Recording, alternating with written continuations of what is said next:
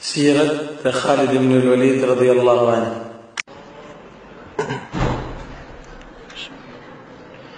السلام عليكم ورحمة الله وبركاته. إن الحمد لله نحمده ونستعينه ونستغفره ونعوذ بالله من شرور أنفسنا ومن سيئات أعمالنا، من يهده الله فلا مضل له ومن يضلله فلا هادي له، وأشهد أن لا إله إلا الله وحده لا شريك له، وأشهد أن محمدا عبده ورسوله صلى الله عليه وعلى آله وصحبه أجمعين. أما بعد، د صحابو د سیرت مبارکه سلسله موږ شروع کړې وه. اول د خلفای راشدینو سلسله وه، د هغې نه بیا موږ عشر مبشرینو ته کړه،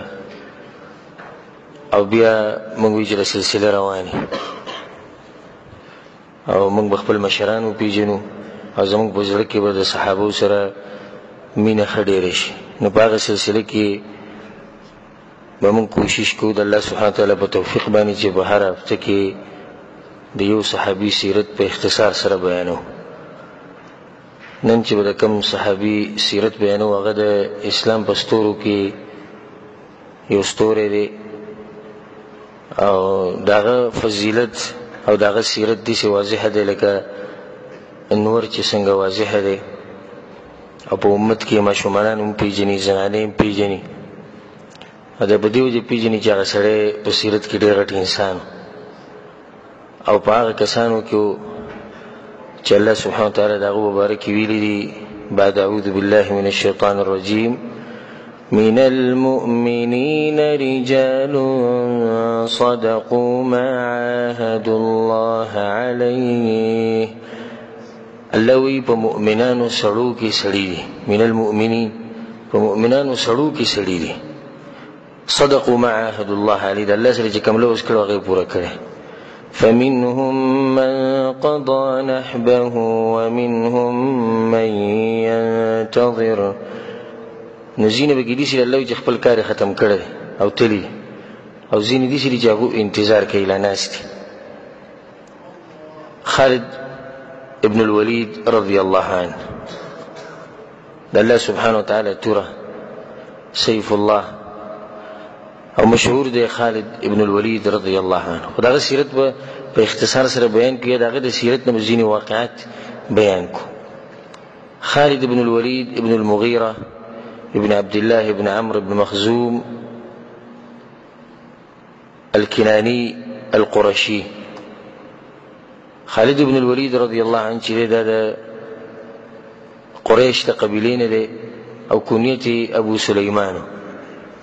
او د رسول صلی الله علیه وسلم سره د ده نسب چې دی هغه په اووم یا په شپږم نیکه کې میلاوي. په شپږم نیکه کې د ده نسب چې دی هغه د رسول صلی الله علیه وسلم سره میلاوي. پلار یې چې دی الولید ابن المغیره د بنو مخزوم قبیلې مشر دی، او الولید ابن مغیره په قریش کې اوچت نسب ولا انسان، مقام یې اوچت او نسب یې اوچت.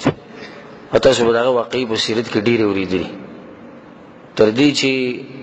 د حاجیانو دپاره به صرف هغه اور بلو، خلک یې منع کړي چې زما نه لو به څوک د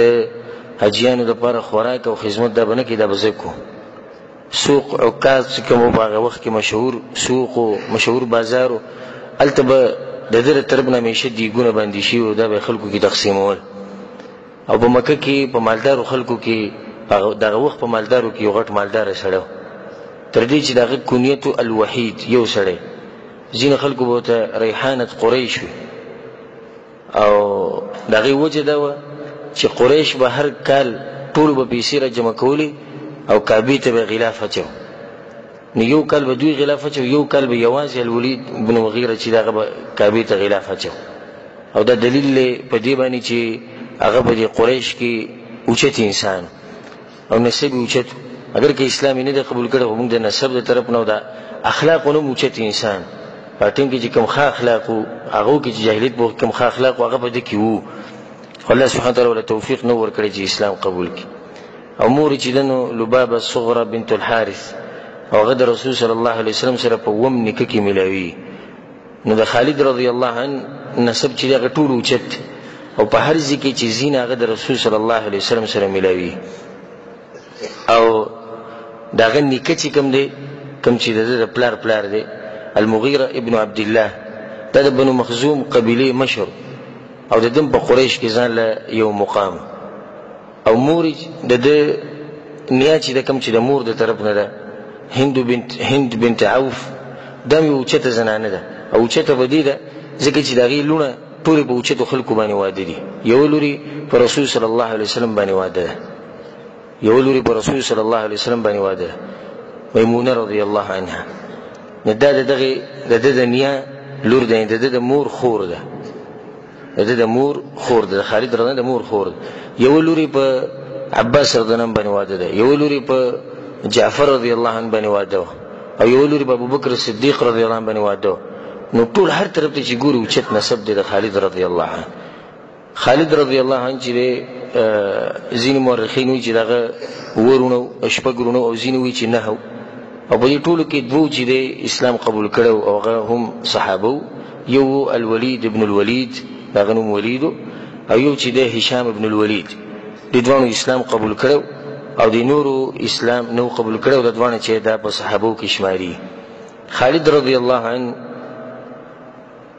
وړوکوالی په ډېر سخت ماحول کې تیر کړی او هغه داسې چې د قریش د مشرانو د عادتو کوم چې اوچت خلک وو، د هغو د عادتو چې د خپل ماشومانان به صحرا ته لیږل، او دا به یې دې دپاره لیږل چې هلته دوی د صحرا دا موسم چې کوم دا پاک موسم، نو په دغه موسم کې چې دوی لوی شي نو دا چې جسم به مضبوط وي. هلته به له یو زنانه وکت او هغې به له پی ورکول. نو خالد رضی الله عنه تقریبا د 5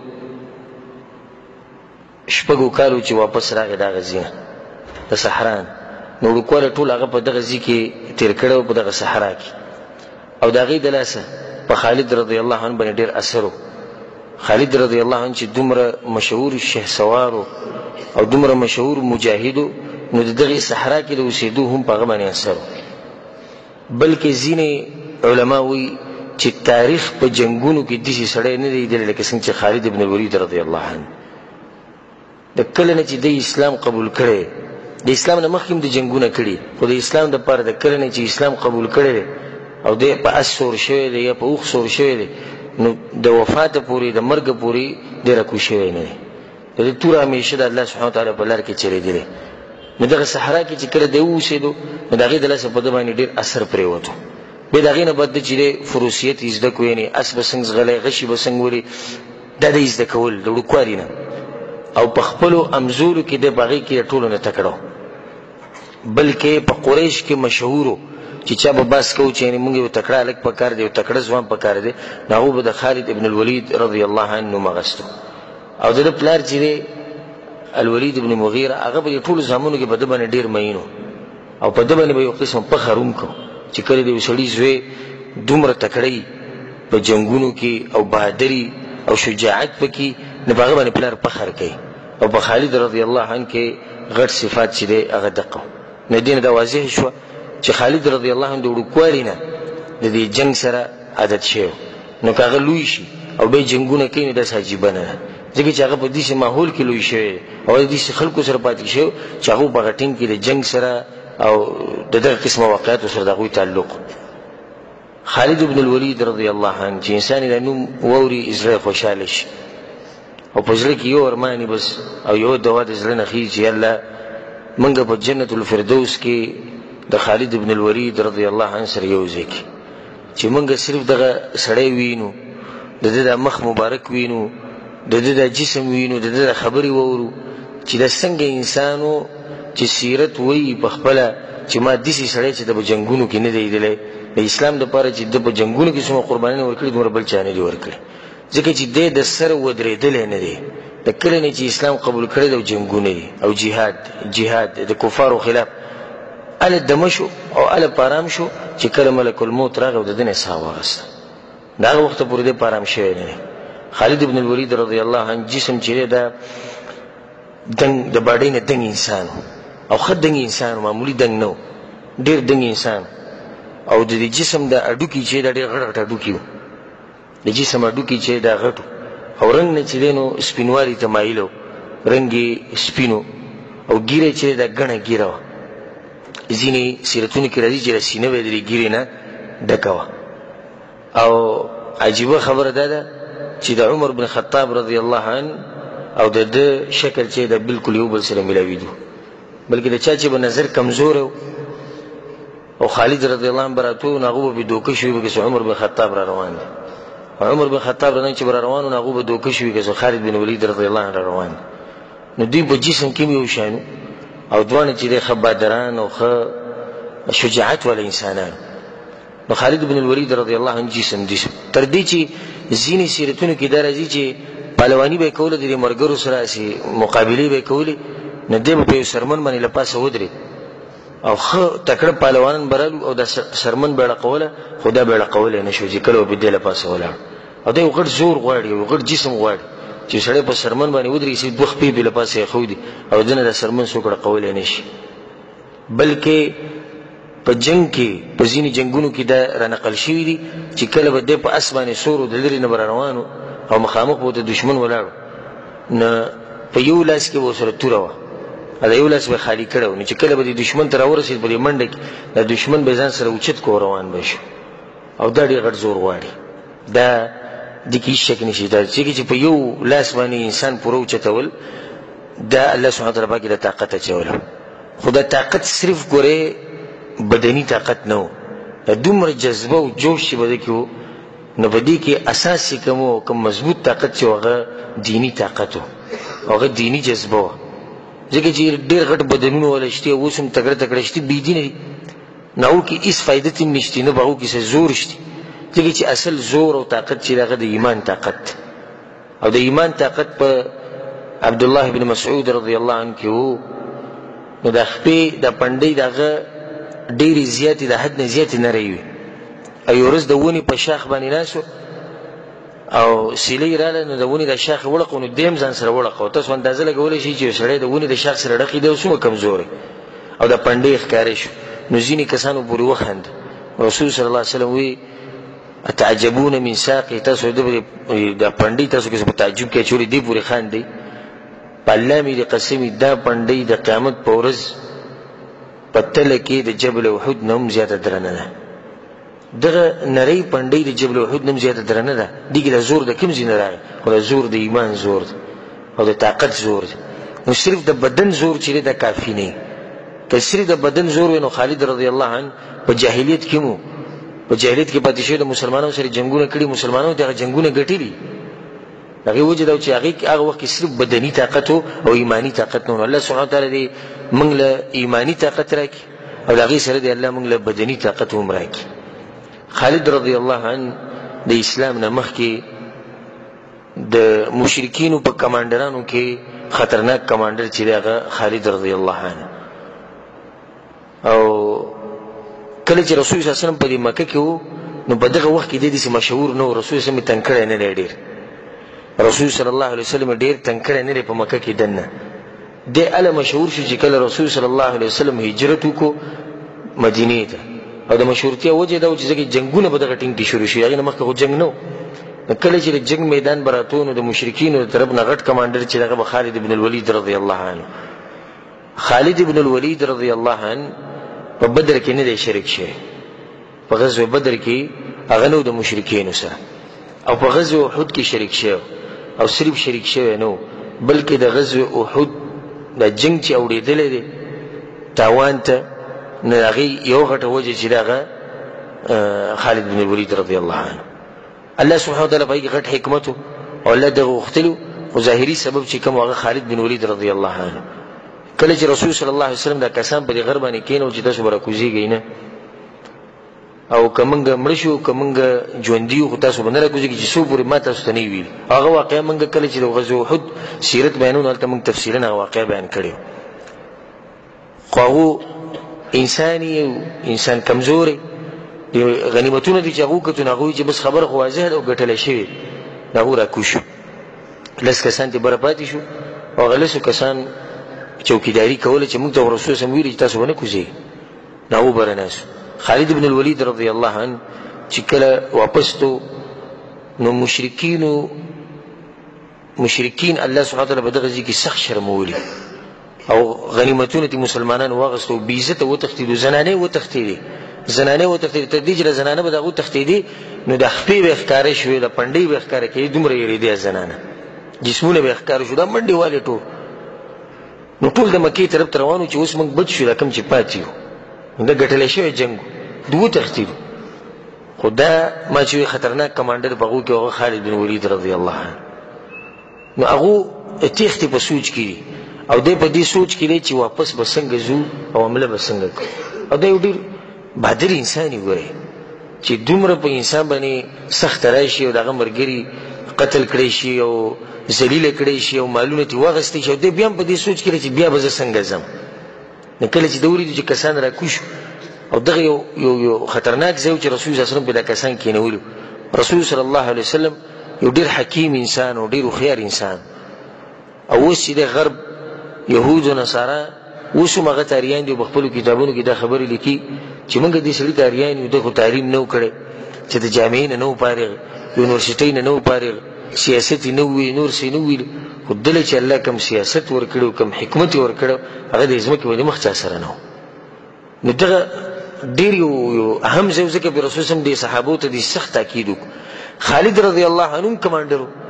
او دلته هم د جنګ هغه سیاست او هغه طریقې ورته معلومې وي نو داسې کله ولیدي چې دا کسان راکوش وو بس دا اندازه ولګوله چې دوی راکوش وو نو مسلمانان خرابېږي نو خپلو ملګرو ته وي تعدي مه کوئ دوی معامله کوو په دې کې به کامیاب شو هغو ته یې څنګه وایي دې غر د طرف نه به راسو لس کسان بر پاتې شوي او د لسو کسانو ختمول اسان دي په دې لسو به حمله کله چې موږ به یې لسو حمله وکړو دې غر ته وخېږو نو دا مسلمانان به موږ ته بلکل مخامخ پراته او بیا د دوی ختمول دا بیا اسان کار دی خالد رضی الله عنه دغه طرف نه حمله وکړه او هغه لس ونه کسان چې هغه شهیدان کړو او په مسلمانانو باندې سخت حالت چې په جنګونو کې راغلي دغه په دغه ټیم کې راغلي رسول صلی الله علیه وسلم پکې بخپله زخمي شوی د رسول صلی الله علیه وسلم تره حمزه رضی الله عنه پکې شهید شوی نور اوچت صحابه پکې شهیدان شو نو دا واپس حمله دا سوچ د چا د خالد بن الولید رضی الله عنه خالد رضی الله عنه په غزوه احد کې یو غټ نوم پرېښودی او بیا دی په دغه کې هم شریک شوی په غزوه احزاب کې غزوه خندق کې کله چې رسول صلی الله علیه وسلم خندق ته نسته او مشرکین په 15مه هجري کې او مشرکین ټول لا جمع شو سره د یهودو او په مدینه حمله وکړه نو الله سبحانه وتعالی د مسلمانانو مرسته وکړه او هغه چې دی هغو ذلیله واپس لاړو په سیرت کې داسې راځي کله چې واپس تلو نو دا ټولې لښکرې مخې ته روانې وې سوای د خالد بن الولید رضی الله عنه چې دی شاته روان د ټولو نه شاته دی او په مخه به یې شاته کتو په مخه به خالد رضی الله عنه شاته کتو چې داسې نه په دې مسلمانانو کې څوک را نه شي او په موږ حمله ونه کړي ګوره د زړه ته څومره غټ سړی دی په دغه وخت کې دی له مشرک دی او په دې کې دومره بهادري او شجاعت ونه چې دې سړي ته ایمان میلاو شي نو په دې کې به څومره بهادري او شجاعت پکې راشي دا د په اختصار سره د جاهلیت ته وخ هغه سیرت و د دوه درې واقعاتو کې دی ډېر سخت مشهور شوی اسلام د څنګه قبول کو هغه واقع به تاسو په اختصار بیان کړم کله چې مسلمانان لاړو او عمره قضا یې کوله عمره قضا هغه عمره وه چې یو پیر رسول صلی الله علیه وسلم د مکې ته لاړو او عمره یې کوله او مشرکینو منع کړو نو بیا صلح وشو دغه صلح نوم څه دی صلح حدیبیه د هغې نه بعد بیا یو پکې دا اتفاق شو چې روان کال به موږ عمره کوو نو اومې هجرۍ له دوی بیا لاړو عمرې کولو له نو د عمرې اجازت یې ورله ورکړو رسول صلی الله علیه وسلم په دغه ټیم کې د ده د ورور ته ووایي الولید ابن الولید رضی الله عنه او هغه په دغه ټیم کې مسلمان او هغه ته یې ووایي چې زه تا ته یوه خبره کوم او دا خالد رضان ته ورسوه نو هغه ورته یا رسول الله څه پیغام تاسو وایي چې زه یې ورسوم وی پیغام ورته دا ورسوه چې رسول صلی الله علیه وسلم وایي چې ستا په شان سړی څنګه په اسلام نه پوهېږي ته خو ډېر اوچت انسان هوښیار انسان که بل قمقل سړی وی او اسلام یې نه پېژندی حق یې نه پېژندی موږ به چې دا سړی قمقل خو ته خو هوښیار انسان یې تا نه څنګه چې د اسلام پاتې کېږي او که دی موږ سره ملګری شي او د مسلمانانو سره یو سب کې شي او د مشرکینو په خلاف کې شي نو کان خیر الله دا کار به د لپاره ډېر غوره شي او موږ به دی په نورو خلکو باندې مخکې کړو که دی راغی د رسول صلی الله علیه وسلم دعوت دی ګوره څومره ښکلی دعوت دی او څومره په حکمت سره خبر. هغه یا رسول دا پیغام به زه ورسوم هغه ته. الولید رضی الله عنه لاړ او خالد رضی الله عنه ته دا پیغام ورسو چې رسول صلی الله علیه وسلم چې دی تا ته دا خبره کوي. خالد رضی الله عنه ټوله شپه به دې خبره کې سوچ وکړو او رسول صلی الله علیه وسلم چې دا مختصر پیغام ورسو نو رسول صلی الله علیه وسلم ته پته دی چې دا سړی هوښیار دی او د هوښیار دپاره لږه خبره پوره وي، صرف 3 ټکي نو هغه به ټوله شپه سوچ وکړو. چې کله یې سوچ وکړو نو په سهار له لاړ په صفوان ابن امیه پسې او هغه ته خپله خبره وکړه چې ګوره دې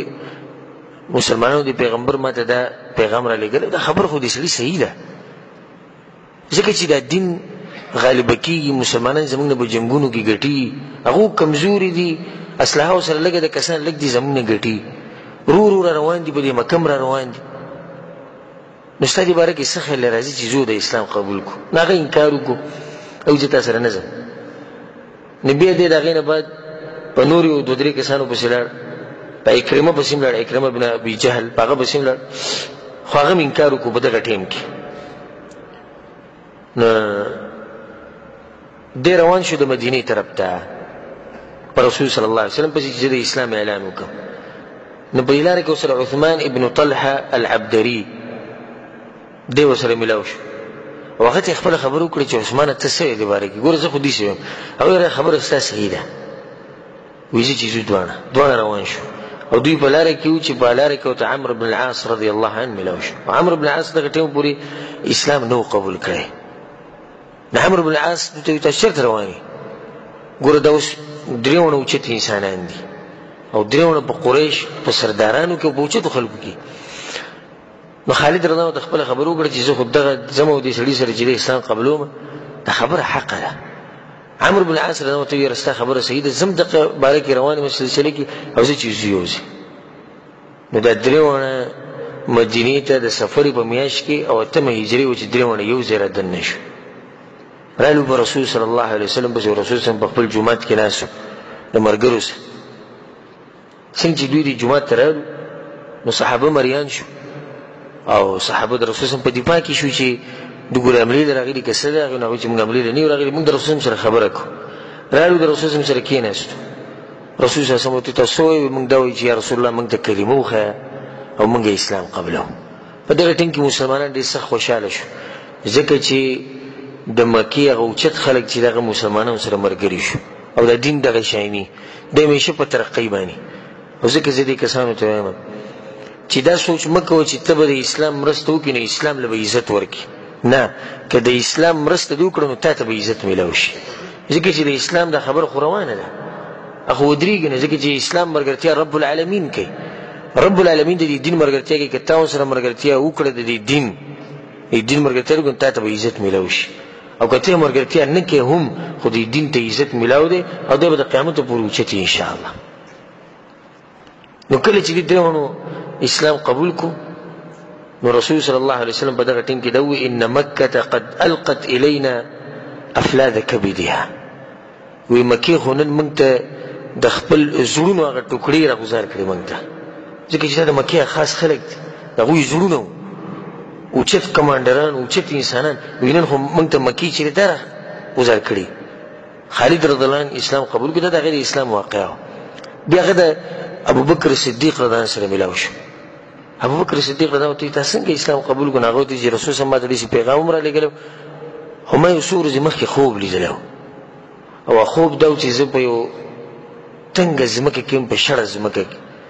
چې په هغې کې د سره بوټی ښکاري نه، په دغه ځمکه کې زه اوسېږم او تنګه او لنډه ځمکه ده. او بیا زه د هغه ځمکې نه چې دی یو داسې ځمکې ته رالم چې هغه تکه شنه او پراخه ځمکه. نو ابوبکر صدیق رضی الله عنه چې دا دغه خبره ته چې کوم اسلام قبول کړو، دا تنګه ځمکه چې وه، دا لنډه ځمکه چې وه، دا بوټی چې به تا ته نه ښکاري، دا ستا هغه کفر او شرک و چې ته پرې ویله پاسه.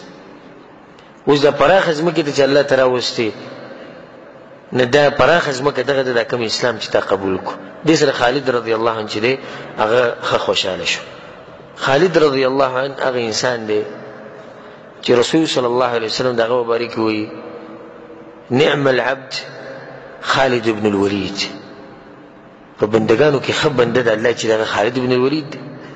ولې یا رسول الله؟ مخکې وایي سیف من سیوف الله، سله الله علی المشرکین والمنافقین دا الله په تورو کې یو توره ده چې دا الله سبحانه وتعالی د مشرکینو دپاره جوړې کړي دي، د مشرکینو د ختمولو دپاره او د منافقانو د ختمولو دپاره. او سړی که په دې خبره کې سوچ وکړي چې د امت پیغمبر رسول صلی الله علیه وسلم یو سړي له دا لقب ورکړي سیف من سیوف الله، نو دی به څومره اوچت انسان. ده ته یې په خپله توره ویلې، دا د رب العالمین توره ده، نه دا د دې یو شرف. غټ عجیبه واقعه د ده په ژوند کې دا راغلې ده، یا عجیبه خبره چې ده په ژوند کې کړې ده. مخکې د دې نه چې زه د دغه جنګ واقعات ذکر کړم، یو ورځ ناسو دا خبره یې کوله، وایي که څوک ما ته دا ووایي چې د جمعې شپه د جمعې او واورې ورېږي، او ما ته یو سړی دا ووایي چې تاله به ناوي جنۍ راولو ناوي، او ښه ښکلې ګرمه کمره به درې لرې کړو او په هغې کې دې جنۍ سره واده وکړو او دې سره شپې تېروه. یا که ماله څوک د زوی زیری راکوي، زما دا دواړه خبرې نه دي خوښې، زما څه خوښې دې ته غوږ کېدی، وایي زما دا خوښه ده چې ټکه توره تیارۍ او سخت جمعې او واورې ورېږي. ګوره دې حالاتو ته، توره تیاره، جمعې او واورې ورېږي، او زه لګیا یم لښکر تیاروم دې دپاره چې سهار به حمله کوم په دښمنانو باندې. زما دغه شپه خوښه ده، دغه شپه زما خوښه ده. ګوره که انسان سوچ وکړي دا څنګه عجیبه انسان و. دې شپې ته څوک زړه ټینګولی شي چې یخه شپه به وي، واورې به ورېږي، ټکه توره تیاره، او یو سړي باندې دا ذمهواري کېښودی شي چې ته به لښکر تیاری ځکه چې سهار دې مقابله ده، خوب پکې نه وي، ناسته پکې نه وي، آرام پکې نه وي، ځکه چې په دغه یو شپه کې به لښکر تیاری. خو د دې انسان چې هغه ته رسول صلی الله علیه وسلم سیف الله ویلی دی، هغه چېرې دا خوښه وه. او یو عجیبه خبره دا کړې وه، یو ورځ یې قرآن راواغېستو او په ژړا شو. د قرآن ته چې وکتو په ژړا شو، نامرګري ورته مریان شو. او په جهاد کې دا خبر راغلی و، جهاد په موقع باندې وه، نامرګري ورته کتو چې دی ولې ګورې ژاړي، نو د قرآن ته یې کتو، دا وی شغلنا عنک الجهاد، د جهاد منګه تا نه مشغول کړي یو. ما اجمل العذر، څومره ښکلی عذر. که د قیامت په ورځ خالد رضی الله عنه الله ته ودرېږي او الله ورته وایي چې د قرآن تلاوت ته ډېر کم کوو، ولې خالده؟ نو خالد رضی الله عنه به څه وایي چې زه په جهاد کې مشغول وم. څومره ښکلی عذر دی. یا الله سره دین دپاره جنګېدم، مشرکینو سره مې مقابلې کولې، ټیم راته نه دی میلاو شوی، ټیم به راته میلاو شو ما به تلاوت کوو. خو موږ به څه وایو؟ موږ چې دا قرآن راوالو او یو ټکی پکې بدل که، هغه څه ویلي دي؟ شغلنا عنک الجهاد،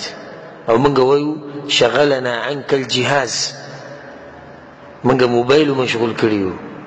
موږ انټرنیټ مشغول کړي یو. خاص کر نن سبا چې دا غټې موبایلې کمې راوتي، والله دومره فسق او فجور خور شو چې دومره چې د مخکې نه دی خور شوی. د هر انسان سره په جیب کې پروت دی، هغه انسان ته چې هغه الف ته لوړ وایي، ویل ولا نه ورځي، لوستل ولا نه ورځي، لیکل ولا نه ورځي، هغه هم ځان سره دا غټ موبایل یې ښودی. ستا په دې کې کار څه دی؟ یو خو یو سړی دی د دې غټ موبایل سره یې واسطه ده، او د موبایل دا تنبیه زه خاص ورکوم ځکه چې روزانه موږ ته ملګري دې باره کې نوي نوي قصې راوړي. ستا په دې کې کار څه دی؟ یو خو هغه سړی چې تعلیم یافته دی، وایي چې زما په دې کې ملفات دي، زما په دې کې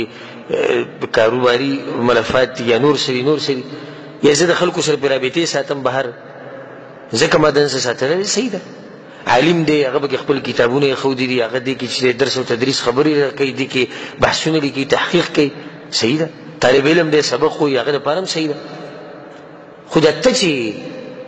چې نه دله ویل درځي، نه دله لیکل درځي، په هېڅ باندې نه پوهېږي، او که چا راته وایي چې د قرآن درس ته کښېنه او قرآن وایه راشه قرآن زده کړه، نو بیا به وایي چې زما ژبه چې دغه پیړه شوې ده او په قرآن نه راوړي. که چا راته وایي درس ته کښېنه زه کمزوری یم، زما بدن باندې دردونه راځي، زه سهار مزدورۍ له ځم،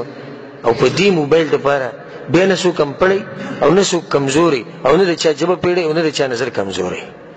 انشاءالله زما دا خبره به غلطه نه وي. نن سبا چې دی په هر ډیره کې او په هر کور کې په ګوټ کې هر یو سړی پروت دا موبایل مخې ته نیولی. ته ګورې څه اخر په دې موبایل کې. ما ته دې سړی دا ووایي، نو ځینې کسان وایي موږ پرې ټلیفون کوو پاکستان ته او خپل ملک ته. نو دا ټلیفون خو په وړوکي موبایل باندې هم کېږي، وی نه نیټ دپاره غټ موبایل پکار دی نیټ دپاره وړوکی موبایل هم راځي چې په 300 400 باندې صرف په هغې کې دغه پروګرام چلېږي نور به نه چلېږي دې غټ موبایل ته څه ضرورت دی چې تا په 900 په 1500 ریال اخیستی دی او که چېرې ته ووایي چې ستا په کلي کې کونډه اوسېږي هغې له پیسې ولګي بیا به له ونه لګي که چېرې ته ووایي چې پلانې حقدار دی هغه له پیسې ورکړه ور به یې نه کړي او د 1000 د 1500 ریال موبایل په جیب کې پروت به یې کړي دیس اخر په هغې کې دقه چلېږي یوټیوب په هغې کې والعیاذ بالله هر قسمه فلم چې ته غواړې هغه په هغې کې میلاوېږي خو صرف په نوم اچې دا یو غټه فتنه ده او ما یو پیر دا خبره کړې وه چې د الله سبحانه وتعالی د امتحان یې سي انسان ته یو شی ډیر کي او بیا وایي د دې نه به ځان لرې ساتي لکه صحابه چې لاړو عمرې له یا صحابه چې لاړو حج له د حج په موقع باندې او دې خبرې ته غوږ کېږدي رسول صلی الله علیه وسلم چې کله حج له لاړو صحابو سره د احرام په حالات کې نو الله سبحانه وتعالی هغو ته څه وایي چې د احرام په حالات کې به تاسو ښکار نه کوئ نبي وتسوي يا أيها الذين آمنوا ليبلونكم الله بشيء من الصيد تناله أيديكم ورماحكم ایمان والو الله به پتاسو باندې امتحان راولي د ښکار په باره کې او د ښکار به تاسو دومره نږدې چې ستاسو په لاسونو او ستاسو په غشو باندې په اسانۍ سره راځي نو ځینې علما دا خبره نقل کوي چې په دغه موقع باندې د صحابه چې کله د احرام په حالات کې نو د څاروي چې دی په خوشه کې دوی ته ګرځېدو حالانکه عام چې سړی ښکار لوځي دا ورته ډېر په مشکل ورته څاروي میلاوي په دغه ټیم کې بالکل په خوا کې ګرځېدو خو د الله امتحان یې دقه شان چې کله په خوا کې ګرځېدو نو هغو ته ویې ګوره لاس نه وړلی ولي یا الله ته د امتحان راولي جواب څه دی لیعلم الله من یخافه بالغیب چې الله خلک ښکاره کړي چې د هغه نه په پټه هېري ته چې کله موبایل ته کښېنې نو په دې موبایل کې هر څه تا ته ډېر نږدې دي دې ته امتحان وایي یو بټن ووه هر څه درته راوړي والعیاذ بالله د جنکو تصویران د هلکانو تصویران فلمونه سندرې هر څه به راوړي خو الله ته چې کوي او تا ښکاره کوي دې خلکو ته چې دا سړی چې کله یوازې نه شي او د سره دا موبایل په لاس کې او صرف رب العالمین یو دی نو دی څه کوي داسې نه چې په دغه ټیم کې د رب العالمین بې ادبي ونه کړي او داسې نه په دغه ټیم کې په دې موبایل کې دا غلط شي نه وګوري زما ټولو ته دا نصیحت ته چې چا ته د دې موبایل ضرورت نشي دا موبایل یې ختمې کړي څه ضرورت دی موږ ته ما ته خپله معاشره معلومه ده زموږ وروڼه چې هیله سادهګان دي دوی دې موبایلو سره کار نشته خو دی چې اخیستي دي د دې دلاسه فتنې جوړېږي چا ته چې د دې موبایل ضرورت نشي هغه د موبایل خرڅ کړي او ځان له داسې موبایل وایي چې ستا به ګزاره کېږي دعا سلام کلي سره کې بس کېږي ویډیوګانې سره ګوري دغه وایي نه زه به بیانونه اورم بیانونه نن سبا داسې موبایل راوتي چې بس 100 ریاله دي او هغې کې بیانونه اورېدی کېږي نو زما ټولو وروڼو ته نصیحت دی چې دا قسم موبایل چې دا ختمې کوي انشاءالله ختموي به دا ختمې کوي نو ما خبره دې پورې کوله که موږ عذر پیش کوو نو موږ به وایو چې شغلنا عنک الجهاز یا شغلنا عنک جمع الاموال موږ خو مالونو کې مشغول وو موږ خو د بچو لپاره مزدوریانې کولې موږ ته کله ټیم و چې موږ قرآن ویلی قرآن په جومات کې پروت و له پاسه به دوړې پرتې وې خو چا وله لاس نه وړلو قرآن نه المارۍ ډکې وي ګوره نن سبا چې کوم جوماتونه تړل شي الماریانې ډکې ولاړې د قرآنونه ویلو والا څوک نه وي په ټوله ورځ کې به یو سړی ته د ښکاري شه به قرآن راولي 2 منټه ووایي به کېږي قرآن سره مینه نشته او خالد بن الولید رضی الله عنه په قرآن دومره مینو په ژړا شو وایي شغلنا عنک الجهاد الله سبحانه وتعالی زموږ په زړونو کې مینه واچوي د قرآن سره ابو بکر صدیق رضی الله عنه چې دی هغه د خالد بن الولید رضی الله عنه مبارک ډېره عجیبه خبره کړې ده او سیرت ته خبره یاده کړې ده دا د بل چا دپاره نه ده شي څه وایي عجزت النساء ان یلدن مثل خالد په دنیا کې چې څومره ښځې دي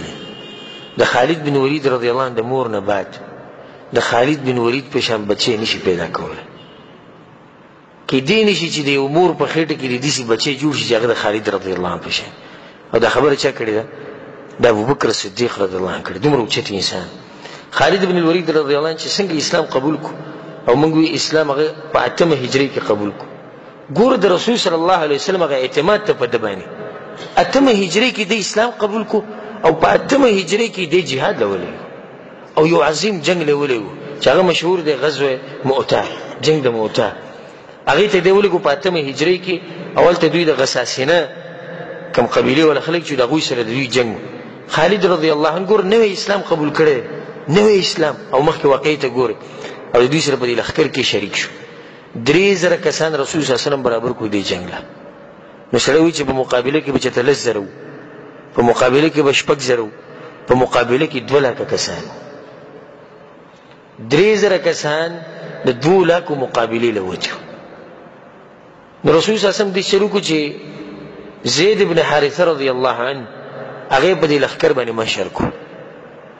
او جنډه وې تاسو لري. هغه سید یا رسول الله. او به جعفر رضی الله عنه ته وی کدی چرته مړ شو نو ته به جنډه ولې ته به مشي. هغه سید یا رسول الله. به عبد الله ابن رواحه رضی الله عنه ته وی ک جعفر چرته مړ شو نو ته به جنډه والی او ته به مشر شي. هغه یا رسول الله سید. او کته سو دریونه مړ شو نو مسلمانانو چې به څوک مشر کوي مشر دي په دې دغه باندې غوړ روان شو. اسی دا خبرې ته به ګوري چې 3,000 کسان د مقابله د سوده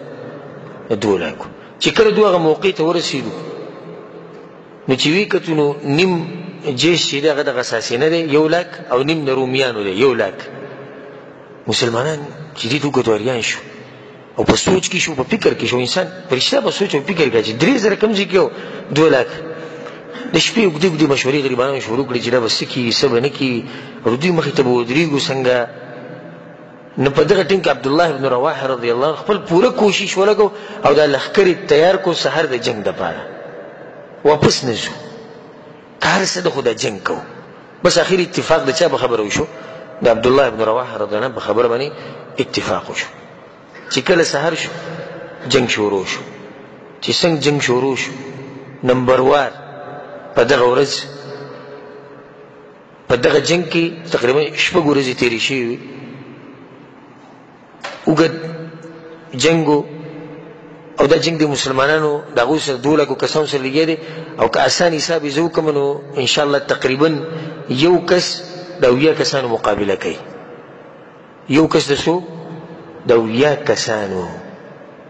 د عقل نو چته خبره او چې کله ایمان بچا کی به اوچته نه. بیا په دغه کسانو کې چې رسول صلی الله علیه وسلم تربیت ورکړي هغه د پر دغه خبره زموږ د پر ډیره غټه موږ د یو کافر سره مقابله نشو کول. هغه یو دا یو سره کوي. حالت ډیر سخت شو او په دې کې حمله شو بچا باندې. په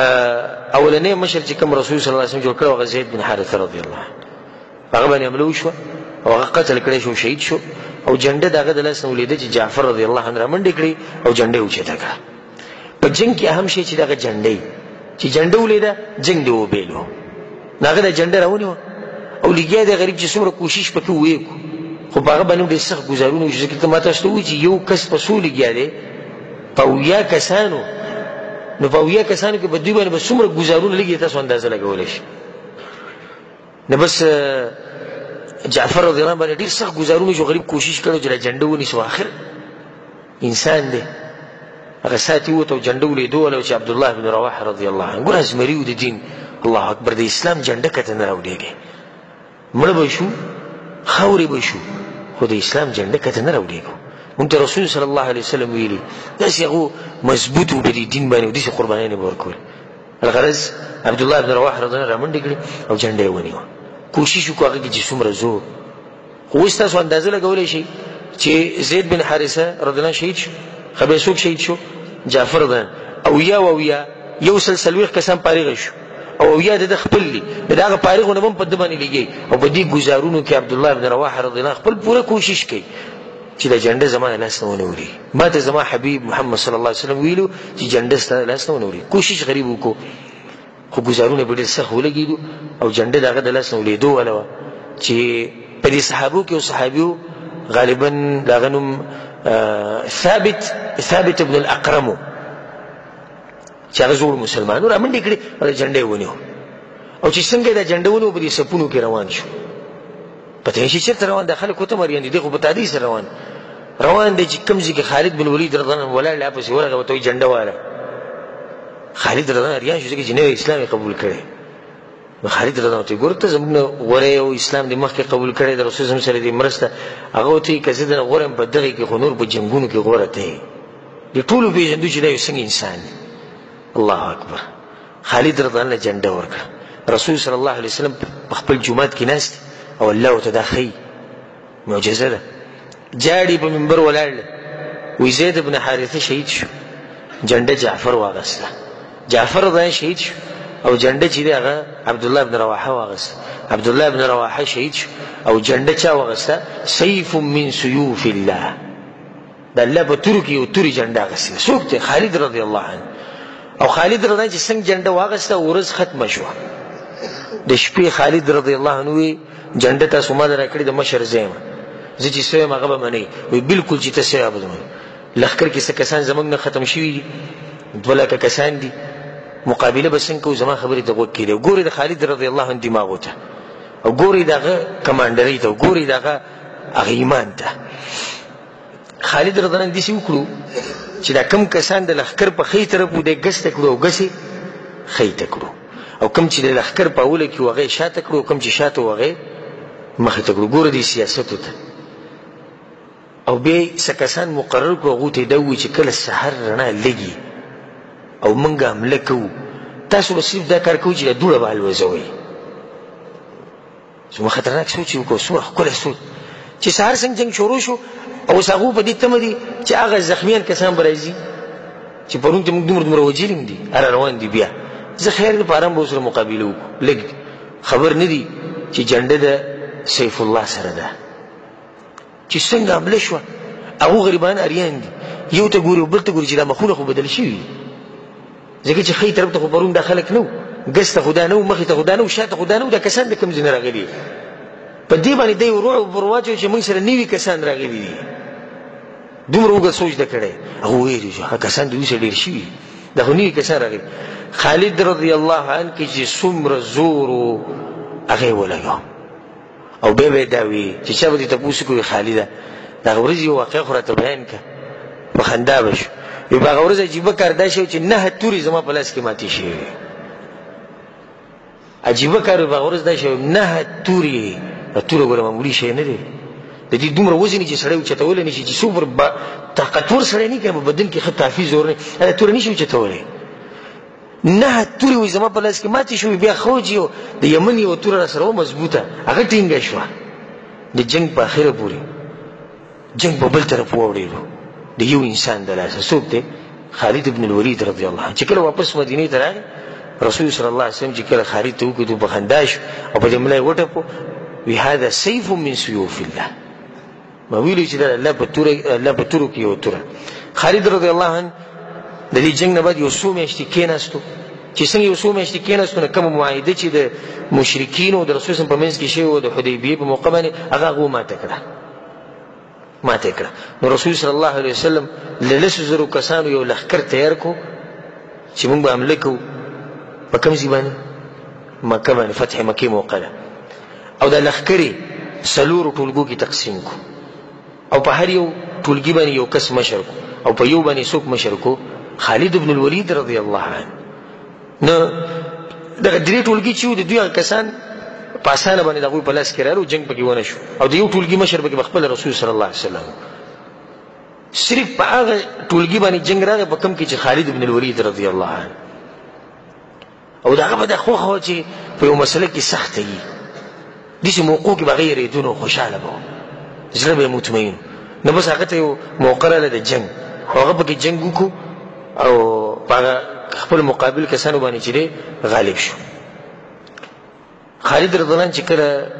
په هغو باندې غالب شو، نو رسول صلی الله علیه وسلم د هغه سره 13 کسان ملګري کړو. 13. ګوره رسول صلی الله علیه وسلم هم کېناستو ته نه برېږي. ولې نه برېږي؟ ځکه چې رسول صلی الله علیه وسلم ته پته لري چې دا سړی څنګه انسان دی، نه برېږي.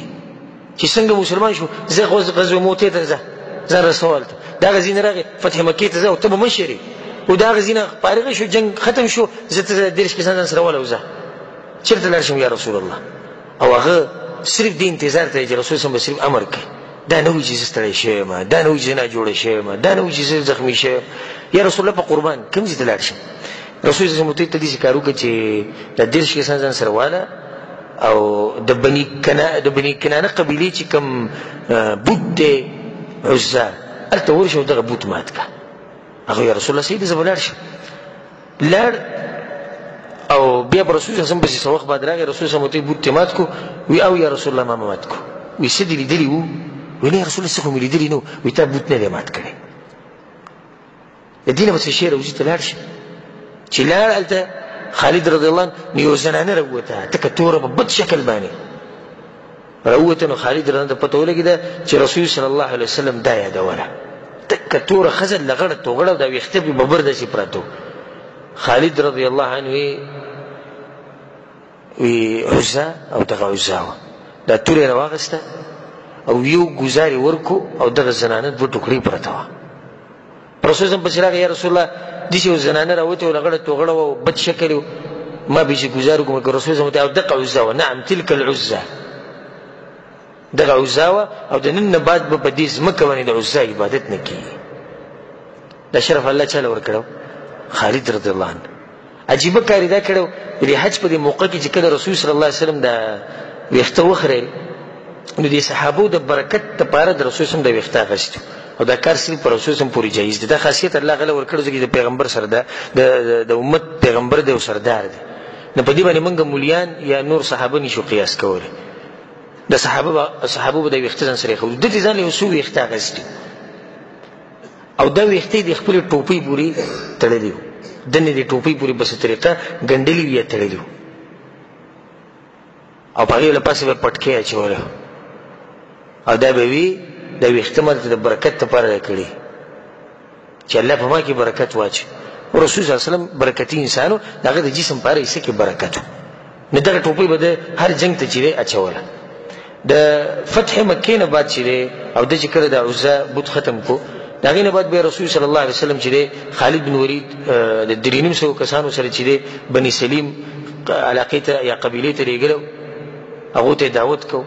یا بني جذیمه قبیلې ته لېږلو د هغې نه بعد د رسول صلی سره په غزوه حنین کې شریک شو او په غزوه حنین کې رسول صلی الله علیه وسلم چې دی په لښکر باندې په ټولګي باندې مشر کړو بیا د هغې نه بعد رسول صلی الله علیه وسلم په غزوه تبوک کې ځان سره شریک کړو د هغې نه بعد دومة الجندل هغه طرف ته رسول صلی الله علیه وسلم په سریه کې لېږلو د هغې نه بعد رسول صلی الله علیه وسلم بني الحارث بن کعب دغه قبیلې ته نجران ته یې لېږلو بیا رسول صلی الله علیه وسلم ورته خط ولېږو راځه مه ووایي د هغو سره اوسېږه د هغو سره اوسېږه هغو ته اسلام وښایه څو کاله دي په څوم کال کې دی مسلمان شوی اتم کال کې اتم کال په سفره کې نه اتم نهم لسم څو شو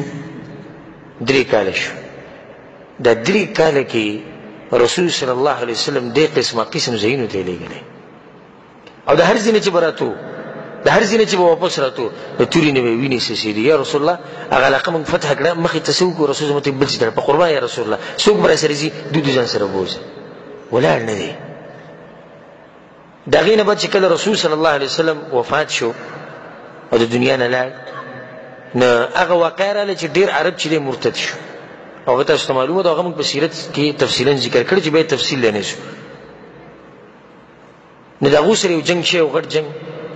بنو تمیم قبیلې سره غټ جنګ شوی په یمامه کې یو دروغجن راښکاره شوی د نبوت دعوی کړی و څوک مسیلمه الکذاب د هغه سره غټ جنګ شوی او په دې 3 واړو جنګونو کې ابو بکر صدیق رضی چې دی مشر کړی څوک خالد بن الولید رضی الله عنه نو د رسول صلی الله علیه وسلم د وفات کېدو سره د کار ختم شوی نه دی ابو بکر صدیق ته پته ولګېده چې رسول صلی الله علیه وسلم دا سړی مشر کو په دې سړي کې کمال بس زما په خلافت کې هم دا سړی مشر چې کوم ځای ته تللی دا تفصیلي واقعي دي زه ورله نه ځم ځکه ټیم به رانه ډېره لګي خو انشاءالله که بیا الله چې د توفیق راکړو دا واقعي به تفصیل سره بیانوو دا هر جنګ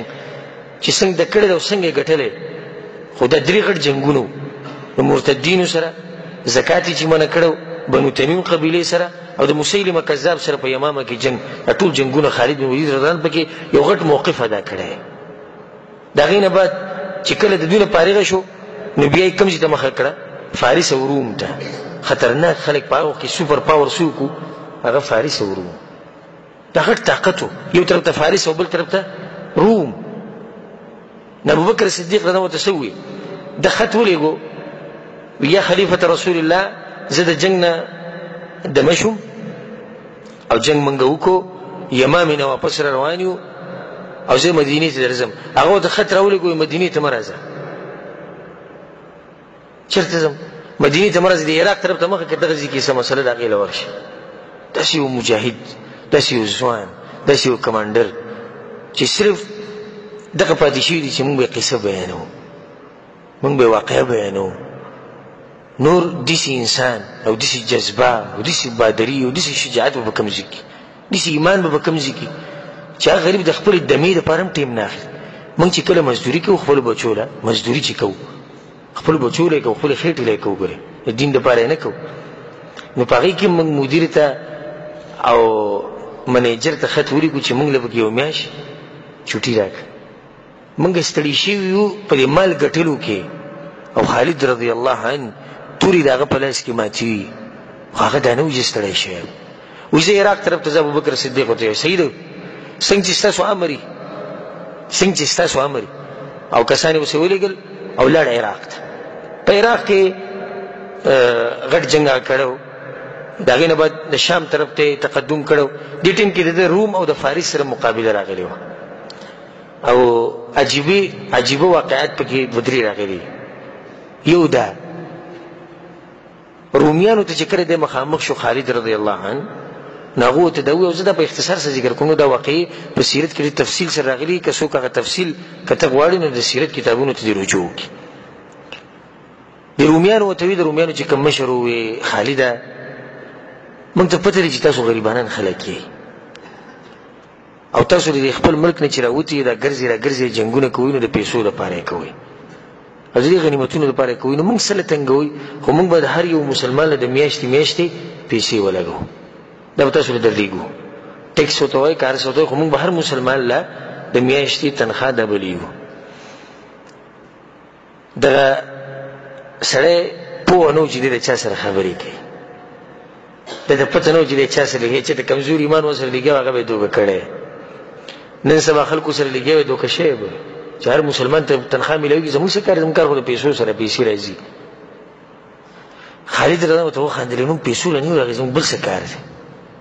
هغه ورته څه کار دی موږ ته چا ویلي چې د رومیانو وینه ډېره خوږه ده موږ وینې څکو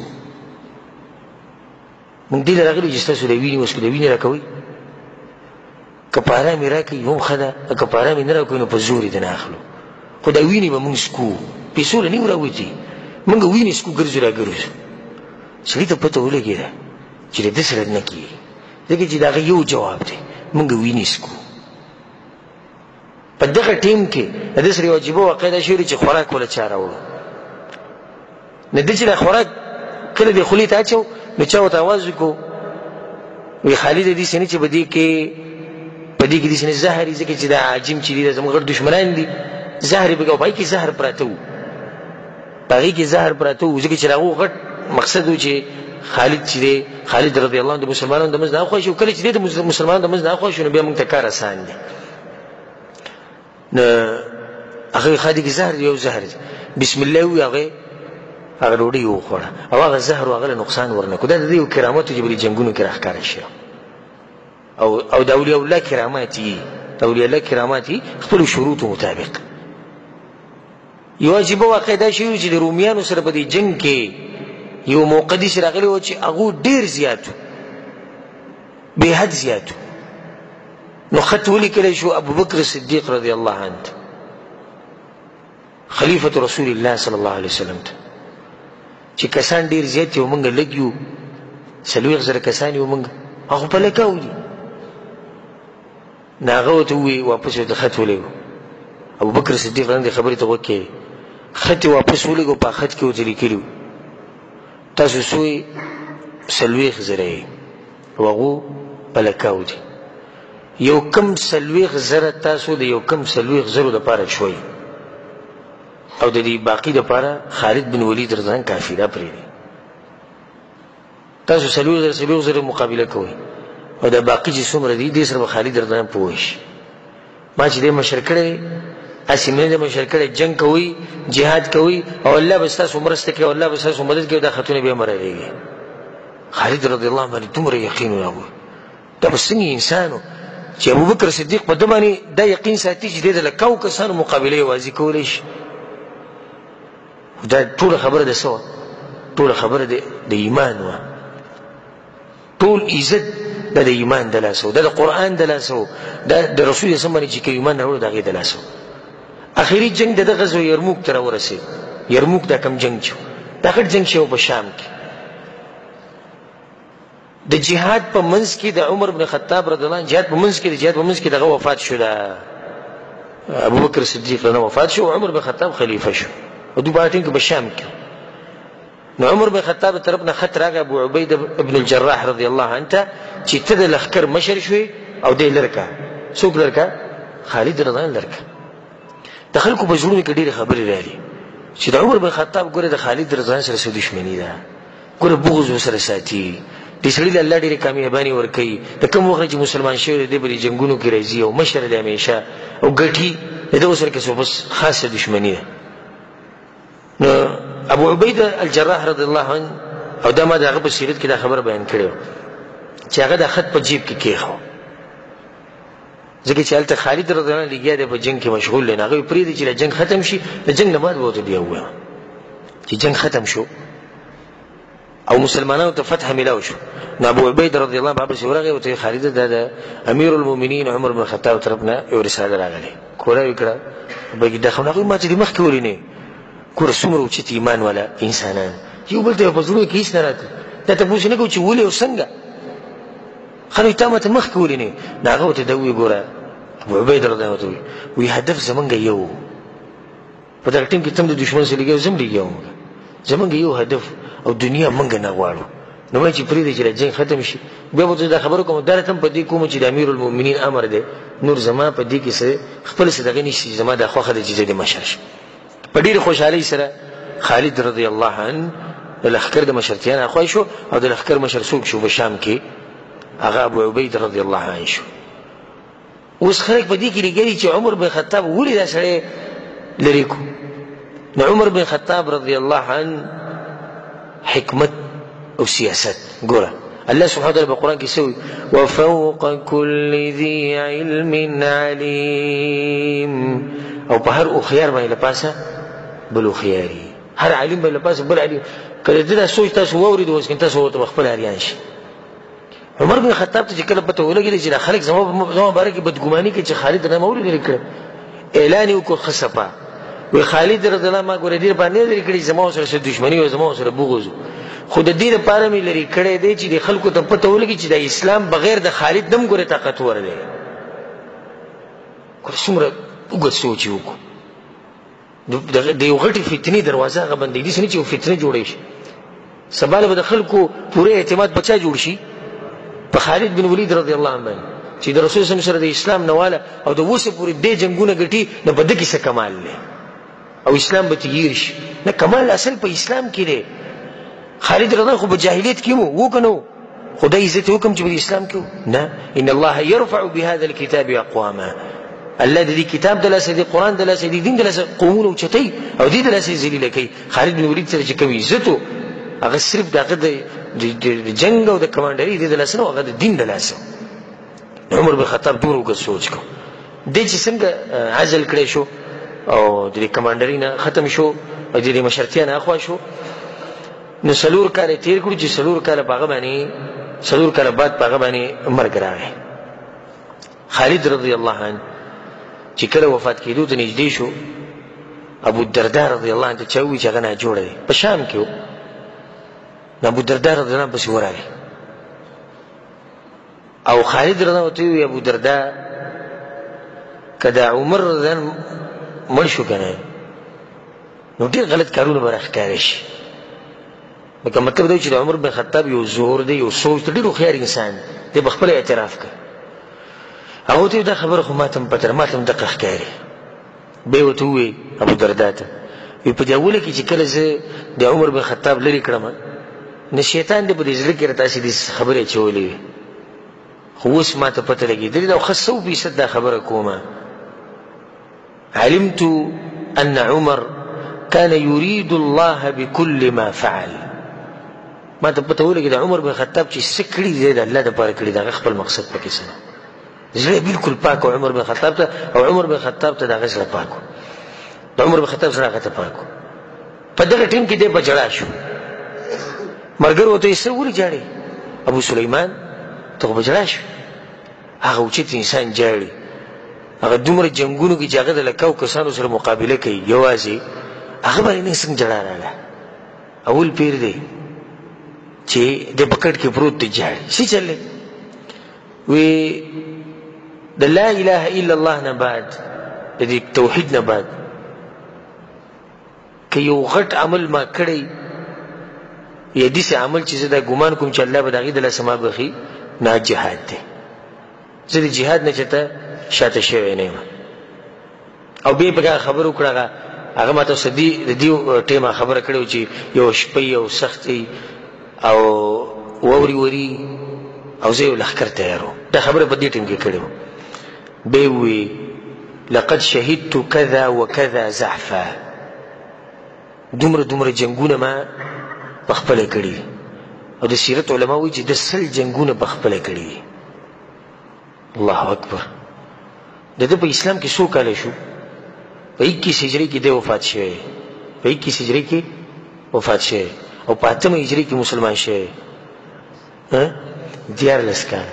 په 14 کالو کې یو سړی 100 جنګونه د الله دپاره کوي 100 جنګونه د رب العالمین دپاره په 14 کال کې که په کال باندې تقسیم کې په کال باندې تقسیم کړو په کال کې څو جنګونه راوځي تقریبا نه جنګونه راوځي ګران کار دا د رب العالمین دپاره کړی بیا څه ووي او زما په دې جسم کې یو لیش ځای روغ نشتی او خپل کمیس یې ملګرو ته اوچت کړو نو هغو چې ولیدو نو یا د تورې ګزار دی یا د غشي ګزار دی یا د نیزې ګزار دی یا د کاڼي او د ګټې ګزار دی جسم کې روغ ځای نشته خو جاړې ولې وی جاړم په دې چې وها انا ذا اموت على فراشي جاړم په دې چې ګرځېدو د شهادت دپاره 100 جنګونه موږ دې دپاره کړي چې شهیدان شو او زه مړ کېږم په خپل کټ کې کما یموت البعیر لکه څنګه چې اوښ مړ کېږي لکه څنګه چې اوښ په خپله غوجرې کې ولاړې مړ شي دغه شان زه په دې کټ کې مړ کېږم فلا نامت اعین الجبناء او ما لقد طلبت القتل ما په ډېرو ځایونو کې ګرځېدلی یم په دې پسې چې زه قتل کړی شم زه شهید کړی شم خو الله سبحانه تعالی په تقدیر کې دا لیکلي چې زه په دې تولۍ کې مړ شم او دی وی بزدله به اوس راښکاره شي او بې غیرته او کمزوري به اوس پته ولګي ولې به اوس پته لګي ځکه چې زه به نه خالد بن الولید رضی الله عنه بني سيف من سيوف الله هغه زمری بني نو چې زه نه یم که بیا د بزدله راښکاره کېږي خو څو پورې چې موږ وو نو موږ څوک نه دي پرېښودي چې د اسلام په خلاف کې راپاسي دا خبره یې وکړه او دغه ټیم کې د هغه نه چې دی ساه ووتو او هغه غټ بدن هغه تکړه بدن په هغه څرمنه چې به ودرېدو چا به ړقولی نه شو په اس به را روان یو سړی به په یو مټ کې اوچته په یو لاس کې اوچته 9 تورې په یو جنګ کې ماتې کړي دي هغه غټ جسم نه ساه ووتو او په ارام شو هغه لاس اخر ودرېدو هغه زړه اخر ودرېدو او یېرېدو چې بنو الله اکبر او دا دلیل دی په دې باندې كل من عليها فان په ځمکه باندې چې څه دي او څوک دي دا ټول فنا کېدو ويبقى وجه ربك ذو الجلال والإكرام خالد بن ولید اگر که ډېر اوچت انسان دی ډېر زورور دی خو هغه هم د دنیا نه په آخري وخت کې دا وصیت کړی چې زما چې څومره مال دی د هغې وصیت ما عمر بن خطاب ته کړی چې هغه ورسره څه کوي عمر بن خطاب ته چې کله خبر ورسېدو مدینې ته په مدینې باندې یو توره تیاره راغله په مدینې کې اواز وي څوک مړ دی خالد بن الولید رضی الله عنه د اوسې پورې جنګونه کول هغه مړ شو او هغه مړ شو کونډې په ژړا شو یتیمانان په ژړا شو د کافرانو سره چې کوم په جیلونو کې قیدیان پراته وو هغو په ژړا شو هغه سړی لاړ الله هغه توره لاړ او لاړ الله نظام دی څوک په دنیا کې پاتې کېږي نه چې څوک کوم راغلی دی ځي به عمر بن خطاب رضی الله عنه په ژړا شو او تپوس یې وکړو وی مال یې څه دی هغو ته امیر المؤمنین یو اس دی او توره ده او هغې سره ډال دی او یو غلام دی دغه مال دی دومره جنګونه یې کړي دي څومره مال غنیمت به درته میلاو شوی څومره مال غنیمت په هغې کې داسې صرف دغه 3 شي نه پاتې شي دلیل دی په دې باندې چې هغه د دنیا نه غوښته صرف آخرت یې غوښته عمر بن خطاب رضی الله عنه د سترګو نه ډېر وخت کې لاړې عمر بن خطاب ته چې خلکو وکتو خلک هم په جړا شو په هغه باندې زړه وسوځېدو چې دی څومره جاړي. عمر بن خطاب څه وی نن یو داسې ځای خالي پاتې شو په اسلام کې، داسې ځای خالي پاتې شو چې دی به چېرته هم څوک نشي ډکولی. خالد رضان چې لاړ د دې دا ځای به څوک نشي ډکولی، لاړ ختم شو هغه ځای. ورب الکعبه عمر بن خطاب چې څنګه ویلو هغه ځای د اوسه پورې خالي دی، څوک یې نشي ډکولی. هغه ځای اوسه پورې خالي پروت. نو په دې کې چې دی د زنانو د جړه اواز راغی. نو عمر بن خطاب رضی ته خلکو ووایي چې ته دې زنانو ته ووایې چې جاړي نه. غټ مصیبت په مسلمانانو راغی. نو کله چې به د مسلمان باندې دا غټ مصیبت راشي په دې انسان باندې به دی په جړا شي بغیر د دغه نه، لا اختیاري غیر اختیاري. عمر بن خطاب ډېر سخت انسان و. هغه د پابندي لګولو چې ګوره څوک مړو پسې جړاګۍ مړاګۍ نه کوي چې څوک مړ شو کومه جړا چې دغه د اوښتې لاړې خیر دی هېڅ خبره نه. نو نور ګوره هېڅ هم چې ویې نه. په دغه ورځ عمر بن خطاب څه بل شان خبره وکړه. هغه عمر چې هغه سخت نظام و، هغه عمر بن خطاب چې هغه ویلو څوک به جاړي نه به چا پسې که د چا اواز واورېدو نو ښه به نه وي، ځکه چې دا نظام دی خلک راځي او ځي. په دغه ورځ یو بله خبره وکړه. وی دعهن یبکین علی ابي سلیمان، پرېږدي چې به د ابو سلیمان پسې دو وجاړي. فعلى مثل ابي سلیمان تبکي البواکي، په ابو سلیمان پسې خلک جاړي، دونه زه څوک نشم منع کولی. د ابو سلیمان په شان چې څوک وي په هغه پسې خلک جاړي، موږ ځان په خپله جاړو. یو عجیبه خبره په دغه ورځ عمر بن خطاب وکړه. دعهن یبکین على ابي سليمان. ابو سليمان مړ دی، معمولي سړی خو نه دی، پرېږدي جاړي. په ابو سليمان باندې وجاړي. ولې؟ فعلى مثل ابي سليمان تبكي البواكي، په ابو سليمان په شان ځوانانو باندې په ازمرو باندې چې څوک ونه جاړي نو په چا به یې جاړي. د دې امت خیر خوا و، د دې امت خیال به یې ساتو، خلک خوشحاله و،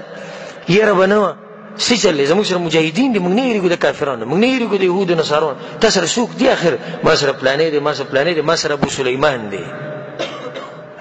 او اوس موږ څوک به موږ یاد کړي موږ چې دا پلانی شتي، د الله نه بعد به دې تپوس وکړي، دی به سبب جوړ شي. څوک دا ویلی چې زموږ په باره کې موږ د خپلو بچو نه چې دمه شو که نه، موږ خو د دنیا نه چې دمه شو بیا به د امت د مسلو تپوس وکړو. او ما یو واقعه بیان کړی و د ملګرو ته مخکې، سعودي عرب یو داعي دی مشهور، هغه یو وخت کې فلسطین ته تللی و. او دا کوم سامانونه چې تقسیموي د سعودي عرب د طرف نه، والله دوی له ښه طاقت ورکړي. او د سعودي عرب ملک په دې کې مشهور دی چې هغه د خلکو سره امدادونه کوي. نو دا امداد یې ولېږه او د شیخ ورسره لاړ. او دا واقعه شیخ په خپل بیان کې ذکر کړی. وایي زه چې کله هلته لاړم نو اسپتال ته لاړم، ځکه چې ما چې اسپتال ته به کې وګورم دا کوم کسان چې پراته دي لګېدلي یهودو ویشتي. نو ما ته به کې چا ووایي چې په دې کمرې کې شیخ یو زنانه د هغه لیونۍ شوې ده. ولې لیونۍ شوې ده؟ وایي د دې خاوند یې وجلی دی او یو لور یې وه، هغه لور سره یې وله زنا کړې وه په روډ کې او بیا یې وجلې وه. او زوی یې وړوکی، هغه زوی څه وخته پورې د ښځې په کوشش وکړو هغه به مقابله کوله، خو بیا هغه زوی ولم هغوی قتل کړی. نو د هغې نه بعد د زنانه چې دا کوکه شي، نو هغه وایي که ما له اجازت راکړې زه ورسره لږ میلاو شم. هغه ته بلکل شیخ ته تلی شي. وایي زه چې کله دې کمرې ته ورغلم او دا اور ما وټکو، اور ما ته کوره وکړه نرسې. نو زه د نه ورغلم چې زه د نه ورغلم وایي ښځه داسې ناست وه، بد حال ده، ویښته بې له پاسه پراته دي. وایي ما ته وایي چې ته عمر بن خطاب یې سره؟ وایي زه حیران کړم. شیخ علی ودرېد. عمر بن خطاب چې دې ما سره څه دغه زه عمر بن خطاب ما چې زه خو پلانې ملک نه راغلی. وایي چې زما کار اوس د عمر بن خطاب سره دی، که درته معلوم وي ما ته وښایه، زه ځم هغه ته شکایت کوم، هغه ته شکایت کوم چې زما بوډا خاوند وجلی شوی، زما د پیغلې لور سره چې دی زنا شوې ده او وجلی شوې ده، زما وړوکی ماشوم زوی چې دی هغه وجلی شوی. که هغه درته معلوم وي نو ما لې راوله یا ما پسې بوځه، او که ته نه یې نو ځه. شیخ وایي چې ما د عمر بن خطاب نوم واورېد نو زما د سر په دې سینه کې دننه تو کوم ځای ته زه را سر بوځم تا کوم ځای کې زه هغه له بوځم زه واپس راووتم څو پورې چې په امت کې داسې خلک نو خلکو به دې تمه ساتله د الله نه بعد خلکو به امید ساتله د الله نه بعد ابو سلیمان چې دی په دغه ورځ باندې هغه د دنیا نه لاړ او په دغه ټیم کې د ابو سلیمان عمر چې دی هغه تقریبا 58 او ځینې سیرتونه ولوي چې 80 کاله او په شام کې حمص یو علاقه ده هلته وفات شوی همالته ښخ شوی دی او هلته اوس هم قبر شتي او دا واقع په 21 هجري کې راغلی و په 21 هجري کې دا واقع راغلی و او دغه ټول عمر چې دی 58 کالو په دې 58 کالو کې ابو سلیمان چې دی رضی الله عنه هغه 14 کاله د رب العالمین دپاره داسې تېر کړي وو چې د هغې په تاریخ کې یو مثال نشته بل الله سبحانه وتعالی دې موږ له توفیق راکړي چې موږ هم د دې خلکو په لار باندې روان شو او الله سبحانه وتعالی دې زموږ ملاقات د هغوی سره په جنت الفردوس کې وکړي